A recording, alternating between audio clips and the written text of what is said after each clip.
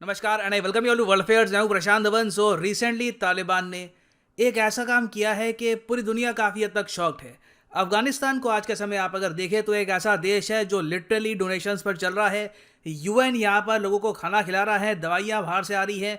ऐसे टाइम में तालिबान के मिनिस्ट्री ऑफ फाइनेंस में कोई ऑफिशियल इनका बैठा होगा मोस्ट प्रॉब्ली, जिसको कुछ आइडिया होगा नहीं फाइनेंस का, उसने गलती से एक ट्रांजैक्शन कर दी तजिकिस्तान को और करोड़ों रुपए तालिबान के अकाउंट से ये दे दिए तजिकिस्तान को। यहां पर आप देख पाओगे तालिबान एक्सीडेंटली गलती से ट्रांसफर कर दिए पैसे तजिकिस्तान को और अब ये लोग कह रहे हैं कि वापस करो ये पैसा। टोटल अब जो ये अमाउंट है जो उन्होंने गलती से भेज दिया है, यह बताया जा रहा है या तो 3.5 से लेकर 4 करोड़ है या तो 6 करोड़ के आसपास है।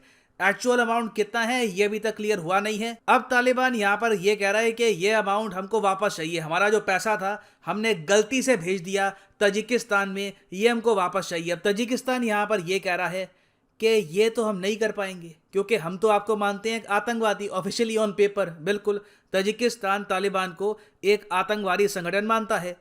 तो हम लोग दुनिया के सामने ऑन पेपर कैसे एक ट्रांजैक्शन कर दे एक आतंकवादी संगठन को, दिक्कत आ जाएगी हमको, हमें एफएटीएफ की रिलीज में थोड़ी ना जाना है। तो अब ये तालिबान के लग रहा है कि 6 करोड़ रुपए जो हैं ये डूब गए हैं। और अगेन ये देखकर दुनिया शॉक्ड इसलिए है क्योंकि इससे थोड़ा सा आइडिया लगता है कि तालिबान में किस लेवल की मिसमैनेजमेंट हो रही है। ऐसे लोग जिनको मैनेजमेंट का कोई आइडिया नहीं है, सरकार कैसे चलाते हैं कुछ नहीं पता इनको, सारी उम्र AK-47 चलाई है, अचानक से एक पूरी कंट्री की सरकार चला रहे हैं। तो देखिए ऐसे ब्लंडर तो अनफॉर्चुनेटली होंगे ही। नाउ डिस्कस करते हैं इस टॉपिक को इन डेप्थ, मगर आगे बढ़ने से पहले आपसे क्वेश्चन पूछूंगा। क्वेश्चन यहाँ पर यह है कि तजिकिस्तान की करेंसी क्या है। यह है यहाँ पे आपकी ऑप्शन सोमोनी, दिनार, रूबल या फिर येन। कमेंट सेक्शन में करिए उत्तर, सही आंसर मैं आपको दूंगा वीडियो के अंत में। नाउ पर्सनली मैं खुद भी बहुत शॉक्ड हूँ कि तालिबान इस लेवल का ब्लंडर कैसे कर सकता है। आई मीन ऐसा मैंने भी एक्सपेक्ट नहीं किया था कि इतने ज़रा इनकॉम्पिटेंट होंगे ये लोग। मगर अब रिसेंटली आप अगर देखें तो जो यूएसए की एम्बेसी आज के समय काबुल में जो बंद पड़ी है, उसके सामने तालिबान के लोगों ने, जो इनके सपोर्टर्स हैं, उन्होंने इस तरीके से प्रोटेस्ट किया कि यूएसए को रिलीज़ कर देने चाहिए वो फंड्स जो यूएसए ने ब्लॉक कर रखे हैं तालिबान के, करीब 8-9 बिलियन डॉलर्स के आसपास है। और इन लोगों ने यहाँ पर प्रोटेस्ट करते हुए ये कहा कि हमको खाना खाने दो, हम भूखे हैं, तुम जो ये एसेट्स है जो रिलीज करोगे उसी से तो हमारा बजट चलेगा। मगर फिर दूसरी तरफ ये लोग तजिकिस्तान को ऐसा पैसा भी भेज देते हैं। अब यहाँ पे आप पूछोगे बट सर कुछ हुआ होगा ना, कुछ यहाँ पर स्टोरी होगी, ऐसे कैसे हो सकता है कि काबुल में बैठा हुआ मिनिस्ट्री ऑफ फाइनेंस में एक आदमी और बस पैसा भेज दे, कुछ उससे पहले कुछ प्रीसेट हुआ होगा ना यहाँ पर। तो देखिए हाँ बिल्कुल हुआ। यहाँ पर क्या है कि तालिबान ने जो टेक ओवर किया अफगानिस्तान का, उससे पहले यहाँ पर पावर संभाल रहे थे अशरफ गनी। अब अशरफ गनी के टाइम में क्या होता था कि आसपास की जो कंट्रीज हैं उनसे रिलेशंस अफगानिस्तान के काफ़ी अच्छे थे, काफ़ी मैं कहूँगा ओपन रिलेशंस थे। इवन पाकिस्तान ने भी आज के समय जो बॉर्डर बिल्कुल क्लोज कर रखी है अफगानिस्तान के लिए, वो बॉर्डर उस वक्त तक ओपन होती थी। आराम से अफगानिस्तान के लोग काफ़ी बार रेफ्यूजी बन के तजिकिस्तान में, तुर्कमेनिस्तान में, उज्बेकिस्तान में वहाँ पर जाया करते थे, इवन ईरान में जाते थे। अब तजिकिस्तान में सेंस कई हजारों या फिर इवन लाखों जो अफगानी हैं वो गए हैं। तो अशरफ गनी ने यहाँ पर यह सोचा कि क्यों ना मैं कुछ करोड़ों रुपए तजिकिस्तान की सरकार को भेज दूं, उस पैसे का ये लोग एक स्कूल बना देंगे जिससे जो अफगानी बच्चे आज के समय एज रेफ्यूजी रह रहे हैं तजिकिस्तान में, उनकी जो पढ़ाई लिखाई है वो रुकेगी नहीं, वो यहाँ पर कुछ पढ़ लिख लेंगे। तो इस पर डील ऑलमोस्ट हो गई थी। तजिकिस्तान मान गया था कि ठीक है आप फंड भेज देना, जो भी आपके रेफ्यूजी है उनके लिए स्कूल हम यहाँ पर बना देंगे।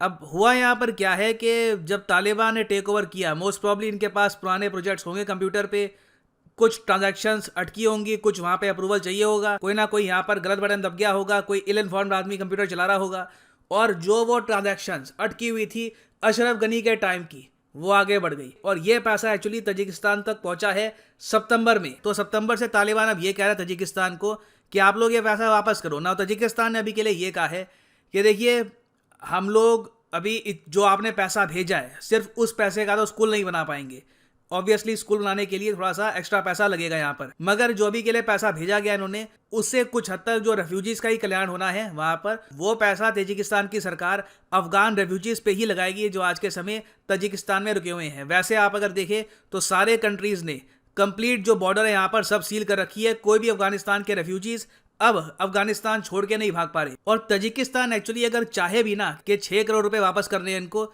ये ऐसा नहीं कर पाएंगे क्योंकि पहली बात तो तजिकिस्तान ना सिर्फ तालिबान की गवर्नमेंट को रिजेक्ट करता है। ये लोग तालिबान को ऑफिशियली ऑन पेपर एक आतंकवादी संगठन भी मानते हैं।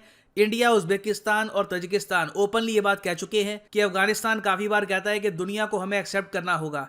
ये 3 देश ये कहते हैं यहाँ पे, उज्बेकिस्तान, तजिकिस्तान और इंडिया, के पहले अफगानिस्तान के लोग तो तालिबान को एक्सेप्ट करें। ये कोई इलेक्शन जीत के तो आए नहीं है, जबरदस्ती बंदूकें पकड़ी और जो इलेक्शन जीती हुई सरकार थी उसको भगा दिया यहाँ से। तो जो यहाँ पर हुआ है, इसके बाद एक बहुत ही बड़ा क्वेश्चन यूएसए के माइंड में भी आएगा कि अगर हम कल को इनको पैसा दे दे, तालिबान को पैसा दे दे, ये इसको यूटिलाइज भी कर पाएंगे, क्योंकि these people are not educated. आप तालिबान के जितने बड़े भी सपोर्टर हो, जितना भी आपको पसंद हो उनकी आइडियोलॉजी, आपको मानना होगा these people are not educated. इनको आइडिया नहीं है सरकार करे चलाते हैं। तो फ्यूचर में भी जो बिलियंस ऑफ डॉलर्स यूएसए अगर रिलीज करता है इनके, ये लोग कैसे यूज करेंगे किसी को पता नहीं है। क्या ये जो फंड्स हैं ये आम आदमी की भलाई के लिए इस्तेमाल होंगे, नहीं होंगे, ये एक बहुत ही बड़ी मिस्ट्री होगी। खैर, अभी के लिए आप अगर देखें तो जो ऑर्गेनाइजेशन ऑफ इस्लामिक कोऑपरेशन है, जहां पर 57 कंट्रीज आपको मिलेंगे एज मेंबर्स, इन लोगों ने अभी डिसाइड ये किया है कि अफगानिस्तान सिंस इकोनॉमिक कोलैप्स के बिल्कुल करीब है, तो अफगानिस्तान के लिए एक फंड बनाएंगे। अब फंड में क्या होगा, बेसिकली ये जो इस्लामिक डेवलपमेंट बैंक है, जी हाँ, एक इंटरनेशनल इस्लामिक डेवलपमेंट बैंक भी है जो आपको मिलेगा जेदा, सऊदी अरेबिया में। इसके अंडर एक फंड बनाया जाएगा जहां पर जो ये 57 कंट्रीज हैं अपनी अपनी श्रद्धा से जो डोनेशन है ये करेंगी। अभी तक डोनेशन आई है $0 और मुझे पता नहीं कि कितनी डोनेशन यहाँ से आने वाली है, क्योंकि घूम फिर के देखो बात यही आती है कि अगर ये डोनेशन पहुंचती है सीधा तालिबान के हाथ में, तो ये माना जाएगा कि एक आतंकवादी संगठन को ये लोग पैसा प्रोवाइड कर रहे हैं। तो कैसे ये लोग अपनी डोनेशन जस्टिफाई करेंगे, ये देखना होगा। बहुत ही ट्रिकी है, बट ईदर वे अभी के लिए मुझे सबसे बुरा लग रहा है for the normal people of Afghanistan.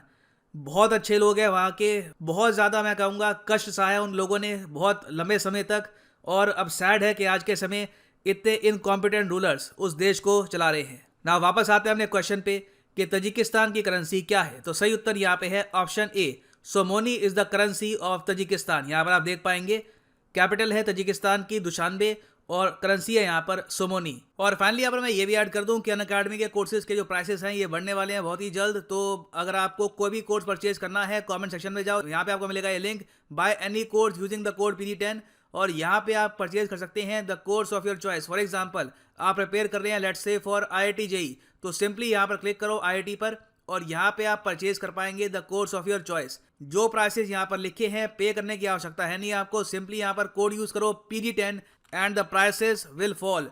So use the code PD10 and save your hard earned money. So इसी नोट के साथ ये है वीडियो का अंत। Thank you for listening and as always God bless you all.